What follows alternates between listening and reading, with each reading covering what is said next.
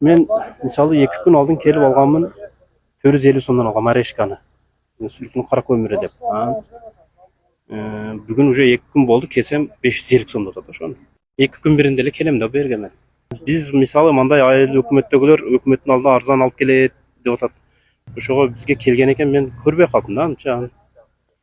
Азыр дагы келет атат, ошону күтүп эле турамын эми. 1-2-3 кабел алып эле турамын да покачы. Bilen жылда мындай нар качкан эмесе де, билбейм, şu биздин Баткенде эле ушундай кымбат, башка жерлерде арзан бар. Бизге şu элге арзан алып келип сатыш үчүн биринчиден бизди şu жогорудагылар мэрия тараптанбы же şu облус жетекчилерденби бизди барып шахты менен арзаныраак договор түзүрүп берсе, биз кайрылдык. Мэрия жака да кайрылдык.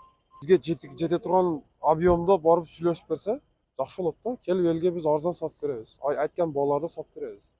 Күн сууган сайын баягы келетөөчүлөрдүн саны арткандыктан баягы көмүрдү ташып келүүдө дагы убакыт бир аз созулуп кетет.